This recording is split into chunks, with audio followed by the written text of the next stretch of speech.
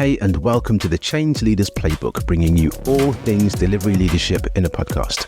I'm Cliff, an experienced delivery leader and advisor with a passion for innovation and the companies that are changing the game. Now, have you ever had issues connecting with key players on your project or program or delivery initiative? I'm talking stakeholders here. This could be your senior sponsor, one of the executives who have accountability for the budget. It could be the CEO. It could be the chief product owner, or somebody who is an external stakeholder overall, but needs to know what's going on and has a vested interest in what you are about to land. I've had issues in the past, and I still have challenges which I need to face into time and time again. One of the things that I've been asked a lot in the past is, how do we manage our stakeholders well? What's the best way to do it? In this episode, I'm going to go through 10 habits that annoy stakeholders the most in my view, and what I would do, as well as what I've done in the past to win them over and to build lasting, solid relationships with key stakeholders. So with that, let's get to annoying habit number 1. Poor or infrequent communications. Now, stakeholders have told me quite often that this can be a problem for them, and it certainly is something that really annoys them because it just puts them in a bad mood and it stops them from feeling in control. Now, the first thing I would say here is just to tell your stakeholders when you will communicate. Agree with them upfront the boundaries of communications, when they will get information, what they will get, and when they will not get information, just so that they have an expectation set around what to get from you and when. And in addition, I would always ensure that I stick to the communications channel and the methods and frequency that I told them about. Clearly, there's going to be some extenuating circumstances, but we just have to manage those as they come. However, it's important to just maintain that communication. Sometimes more communication is better than less. And if things are going to change for any reason, just make sure to tell them in advance. So again, there's no surprises. Now, what I would say as well is that the right level of communications just builds confidence in the stakeholders in the team that are delivering for them and with them.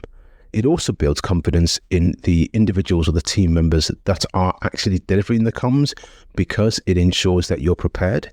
It ensures that you know what it is you want. It ensures that you know what it is you're actually doing and how you articulate what it is you're delivering and the progress of the work that's happening at the same time. So making sure clear, regular communications is key for all parties. It also challenges you to ask questions of yourself. For example, does my key stakeholder need to know this information in the first place? Or what are they likely to be asking me once I've delivered this communication to them? Could they be asking for more information? If so, have I even got that information available? If not, what can I do about it? So let's move on to the second habit that annoys stakeholders. Not managing expectations. Now, this links very closely to number 1, because it really is partly about communications and also partly about how we communicate. Sometimes I find that members in my team, or even I myself, have been a little bit too optimistic about things like dates, things like resource requirements, things like the benefits that we expect to achieve from particular features or outputs, all those sorts of things. Sometimes expectations are probably not managed as well as they could be. It could also be that we're too pessimistic sometimes, and that could be potentially that we are pessimistic about the future outlook, maybe holding back too much budget unnecessarily, and that can cause stress, and it could also cause missed opportunities to invest some of that investment elsewhere when one team potentially is holding on to it, where actually it could be invested in another part of the business or the organization and reap value from it. What I would say here is, once again, transparency is absolutely critical. Now, that doesn't mean share warts and all of the time. It may be too much information, but rather what I would do, and what I have done, is just be transparent around whether there's contingency in the budget, whether there is contingency in some of the planning, or whether there just isn't enough information to give the answers that are needed, but we have an idea as to when that information will be available, and therefore we will check back in at that point when there's a better level of granularity or better view of the answer that's been put forward about how much work can actually be managed within a backlog. Sometimes a product owner or a product manager sees a backlog and potentially could be led to believe that the majority of that work is going to be achieved at some point. Well, in reality, that doesn't always happen. In fact, it very rarely happens. Now, one of the most important things is to ensure that the responsibilities lie in the right areas of the team. So in that instance, it's really important to set the expectation upfront that whatever is on the backlog isn't necessarily always going to be completed or delivered. And so we move on to annoying habit number 3. This one I'm definitely guilty of, and that is boring meetings. So I'm guilty of it because I'm very factual. I enjoy articulating and telling a story. However, I'm not very good at making things incredibly interesting. And so I'm still learning a lot in this area for sure. So one of the things to do is there are lots of forums out there, lots of sites which have got very creative ways of making boring activities more interesting, making games of things like status updates or retrospectives or reviews. All those things are there. So many of them are free to use. I would definitely recommend just going and having a look and making the most of them. They do make meetings more engaging, they do make meetings more fun, and they do make stakeholders more engaged themselves. So have a look and check them out. In addition, I would also suggest looking at the duration of a meeting. For example, if you're booking a meeting which ends up being 2 hours long, that is going to lose people, especially when there is little or no breaks in between and the content is dry. And so it's really important to keep meetings as engaging as they can so that we can get the right outputs from people and keep them motivated and moving forward. And now we will go to another habit that annoys key stakeholders, and that is habit number 4. Constant rebaselining of plans. This I find most relevant in more waterfall projects or initiatives. As a result of constantly rebaselining plans, of course, stakeholders get annoyed, especially those that are holding the purse strings and then have to continue to fund initiatives or work streams just to make sure that at some point there is a benefit that is realized. And as a result of that, potentially the project team or the delivery team could lose credibility, not because the scope has changed necessarily, not because it's taking the time it's taken, but mainly because the expectation has been set incorrectly. So what is causing this? I think it's partly because of not managing expectations brilliantly. I think this is also due to not enough assessment of possible threats and having the right strategies in place to manage them in advance. And part of that, of course, will be to look at all the variables in terms of what are the external factors, what are the internal factors, what are the dependencies, and what can we potentially do about it, whilst also ensuring that they're communicated quite early and frequently to the stakeholders so that they know what may be needed from them. But at the point at which it becomes a reality, at least they are aware of it and they take action as needed. This could still result into rebaselining of plans. It could still result in changing scope. It could still result in moving things around. However, if they're informed early enough, they become less anxious and they're able to respond more proactively to help to resolve as a wider team. And with that, I'll move on to habit number 5. Having to make too many small decisions. Most of my key stakeholders don't really want to make day-to-day decisions. They just want to turn up when big decisions are required and made. Now, in order for that to be the case, they also need to know that they can trust whoever is leading the team and leading the work to deliver the outcomes that have been agreed. The best way to do that, in my mind, is to really set the scene in terms of these are the boundaries up front of decision making that I will make versus you as a key stakeholder or somebody else in their role. And give them an opportunity to be able to trust you. Give them an opportunity to test this in action so that you can make decisions on their behalf within those boundaries. And what I then tend to do is Let them know that I've made a decision within those boundaries, and let them see the result of those decisions so they can start to build trust that I and the team know what we're doing. And that will inevitably help them to be more trusting and more able to enable the team to get on with the work. And of course, what it also means is that when a bigger decision is needed and when they need to be involved, a stakeholder can turn up and make that decision, especially if they've been warmed up in advance that a key decision is coming, such as releasing funds, such as pivoting scope, or such as reprioritization of scope. And so with that, we move on to habits that annoy key stakeholders number 6. Project or tech speak. It may sound amusing, but it's a reality. I've been told time and time again by senior leaders that this is just one of those things that annoys them. It may give us some comfort knowing that we know what we're talking about. However, what we want to do is to make sure that we are inclusive in our language so that those who are not ingrained in the project or the program day to day are able to come in and feel part of the team, and therefore acronyms have got to be explained or removed, and technical language and jargon just has to be explained in layman's terms so that everybody feels at the same level.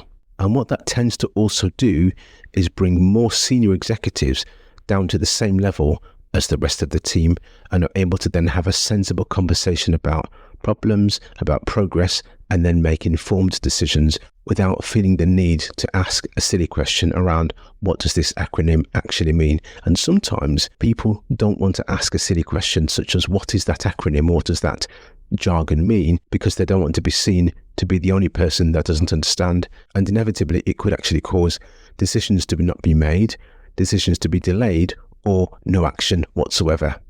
And that's what we want to avoid. Habits that annoy key stakeholders number 7. Lack of attention to business outcomes and focus purely on a project or an output. From my perspective, a project is a project, a program is a program, but what really matters is the value that it brings. And what really matters is what does the business or organization look like in months or years later down the line once those changes have been put into place and embedded. I think it's really important to think about the benefits that the implementations will provide. What will this feature provide? What do the benefits look like in future? And also then think about the potential evolution of that product that's been delivered or the service that's been worked on to be continually enhanced. What does it look like in the future? And how will that benefit the business or the organization longer term? And so it's important to know what is the business case that we're trying to deliver against, even if it's years down the line in terms of realizing whatever those benefits are, or even if it's an ongoing incremental change, there always has to be some enhancement. So now we move on to habits that annoy key stakeholders number 8, which is having an us and them mentality. Now, more and more delivery is done collaboratively with the various departments coming together as one team. And as a consequence, having a delivery department, for example, or a project department versus a department that focuses purely on business as usual or operation, that way of working doesn't tend to help key stakeholders with an operational role who are potentially having one eye on a delivery outcome that needs to be achieved into their department or funded by their team. What they're often looking for is one team with the same objective working together and understanding each other's needs. I tend to use words like our business, our team, our priorities, our benefits, and irrespective of which department I'm in, I tend to focus on bringing all parts of the team, regardless of department, together with a single focus, so that irrespective of which department you originate from, whatever is being worked on as a initiative is seen as one team delivering it, and they're delivering it together for each other. And often it's typically worth stepping slightly outside of your comfort zone, outside of your remit to help somebody else. And now we're on to annoying habit number 9. Confusing tools and reporting mechanisms. Quite often we don't get to choose which tools we use, especially for workflow management, project tracking, or even reporting. There are many of them out there that are perhaps not as effective or efficient for cross-functional working. If you are a CIO or CTO or head up a delivery department and have access to the budget for specific tools, it is definitely worth listening to your team around how effective the tooling that is being used actually is for the whole team. Depending on what they say, the wrong tools can reduce productivity, cause a lot of friction, and slow teams down. To add to that, stakeholders could be asked to populate status updates, epics, or other activities onto tools that they haven't actually been trained on, or having to update to a degree that is not necessary. So it's always important to look at what is being asked of the whole team. Clearly, the right level of visibility is needed. The right level of tracking and reporting and metrics are very, very important. But if certain stakeholders are asked to go over and beyond what's actually needed from them, that can actually put them off. And what I've found is it stops them from using the right tools in the first place, and we actually get less data and less accurate metrics, which causes slowdown in some of the productivity of the work, which even affects the quality of the work that's being done. So in short, it's certainly important to hold everyone to update tools accurately and properly and consistently. However, it's also important to just ensure that people are not having to update things that are not necessary. And with that, we'll go to number 10. The 10th thing that annoys stakeholders the most is the feeling of not being in control of the outcome.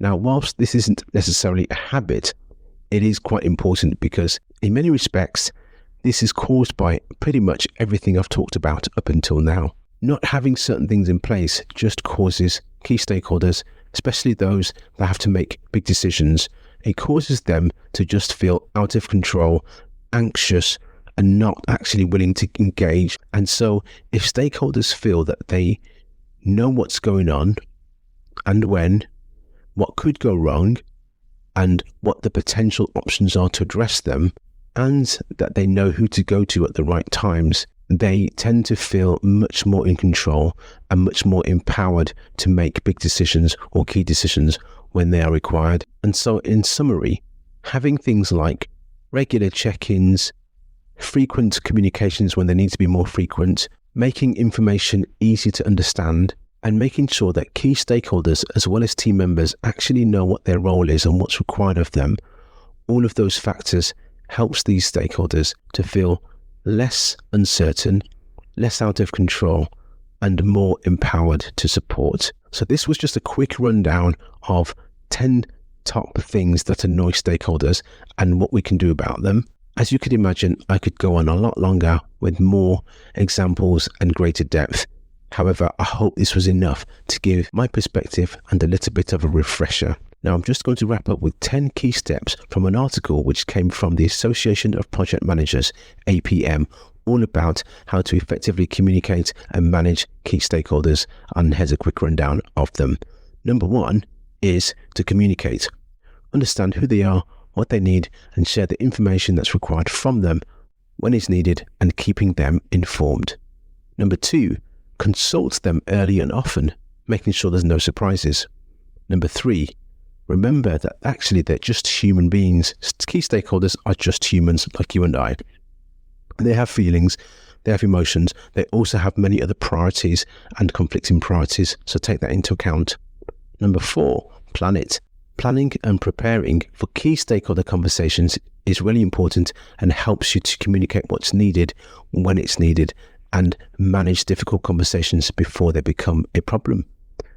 Number 5 is relationships, something that really matters to me, which is build solid relationships with all in your team, especially those who you need to give to and you need to get from. Ensure that they can build trust in you through your genuine, natural relationships.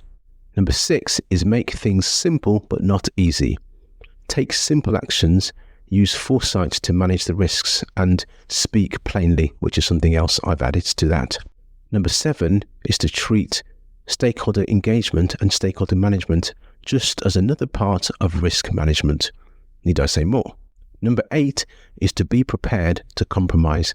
Whilst we won't always agree on everything with our stakeholders or even our team, it's important to have difficult conversations when they're needed, so that at least everybody that needs to be informed is aware of the situation and the final decisions and approaches that have been agreed as a result. And number 9 is to understand what success looks like. It's really important to be on the same page and have a common agreement with key stakeholders as to what success actually means. What are the metrics around it? What would that end state look like, so that we all know what we are working towards together as one team? And number 10 is to take responsibility. Make sure that everyone knows to what extent they have ownership, what they're accountable for, and what you are accountable for. So I've covered 10 habits that stakeholders are telling me has annoyed them and what I would do to resolve them. So now I'd really like to hear from you. Did I miss anything? Are there any more that you would add? Send me a DM on LinkedIn or drop me an email on mail@changeleadersplaybook.com. And don't forget to follow so you can catch every episode. And with that, I'm looking forward to catching up with you again soon in the next episode. Bye for now.